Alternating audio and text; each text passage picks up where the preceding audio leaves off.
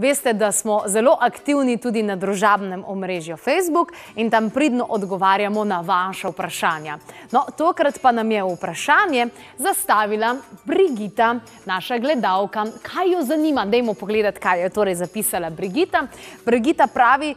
da jo pravzaprav zanima to, a je zdaj res potrebno jesti prehranska dopolnila, je to sam propaganda, ki se jo gre trenutno cel svet, in sprašuje se, če smo res prišli tako daleč, da je dejansko hrana tako osiromašena, da je potrebno dodajati prehranska dopolnila, če da, katera bi primerna za vsakogar. Moram reči, da Brigita ni prva, ki je zastavila to vprašanje, ker mnogokrat slišim, čakaj malo, moj dedek pa babica v življenju nista rabila jesti nobenih prehranskih dopolnil ali pa karkoli, pa sta bili močni.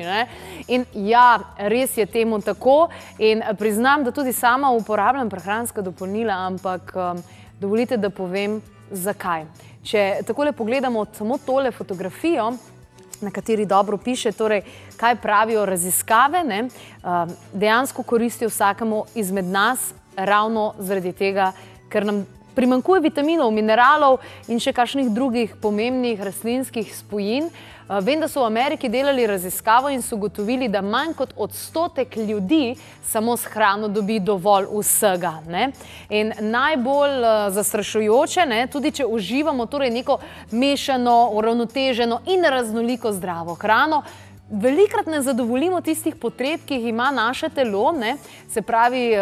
telo naše je dosti podvrženo različnemu prilagajanju, takemu in drugačnemu, in tudi hrana je drugače procesirana, drugače skladiščena, sama zemlja je precej osiromašena, torej na tleh, ni tu hranil noter, ko je bilo, in dejansko študije kažejo tudi to, da so se v bistvu hranilne vrednosti pridelave hrane v zadnjih 75 letih bistveno zmanjšale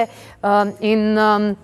to dejansko pripisujejo ravno izčrpavanju vseh teh takih in drugačnih hranil. Ampak vseeno jaz vidim tudi eno dobro novico v prehranskih dopolnilih, in sicer to, da je v Evropi, recimo ne vem kako je v Ameriki, ampak v Evropi je videti in je opaziti, da vedno več zdravnikov pravzaprav predpisuje prej kot sintetična zdravila prehranska dopolnila. Je pa res, da pri prehranskih dopolnilih ogromno jih je, ne morete kar nekaj izbrati, kar je v akciji, ker tega je zelo, zelo veliko, pa kar neke, ne vem kakšne blagovne znamke, take in drugačne,